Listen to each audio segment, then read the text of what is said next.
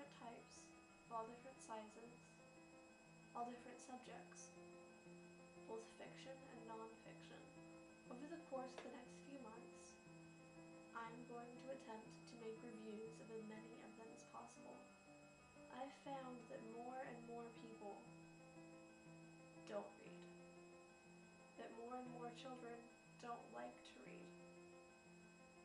I grew up in Utah, and my mom, and my dad, and my grandma taught me how to read.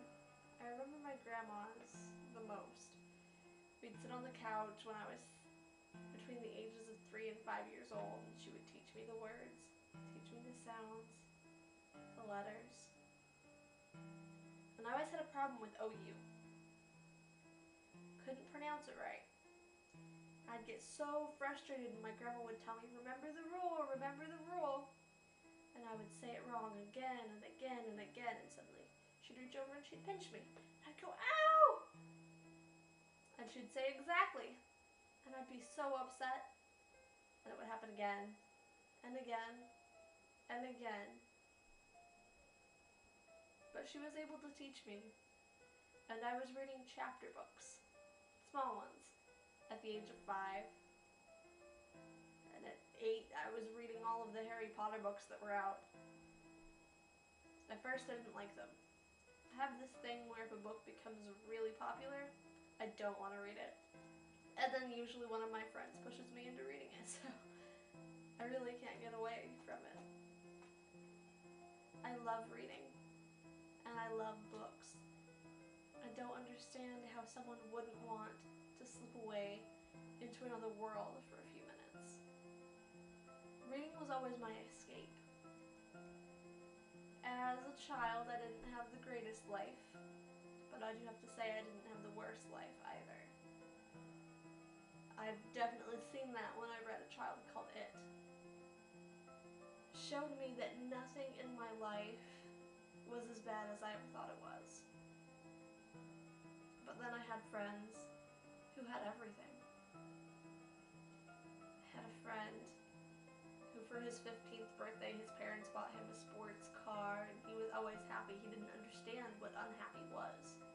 He didn't understand what it was not to have money, and he didn't understand why I was upset when he'd send me expensive things. I didn't have that sort of money. I wasn't raised to want things. I wasn't raised to care that I didn't want things. Sure, I mean, I still want things, but I knew that I had to wait, earn the money myself, and pay for it myself. But throughout my life, I was never deprived of books. If I wanted a book, that was the one thing that my parents would try to get me.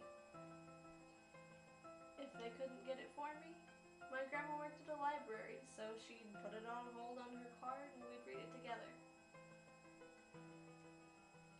Together, my grandma and I read so many books. I recently joined this site, it's Goodreads, and you get to go through and you rate these books that you've read. It suggests other books that are the same. And as you rate them, sometimes they'll have a little pop-up underneath that says, you know, these books are similar, have you read these? I ended up going through the same page for an hour because I had so many of those pop-ups because I clicked one Shel Silverstein book and then all these children's books popped up, and it was just memories of being a kid, memories of reading all these books with my grandma. And it was one of the happy memories of my childhood. Now, I want to share my happy memories with as many people as I can. I want to promote reading. I want everyone to read. I want everyone to like to read. No. I want everyone to love to read. Everyone out there can find at least one book that they love. I promise you that. And here's my challenge. Go out and read.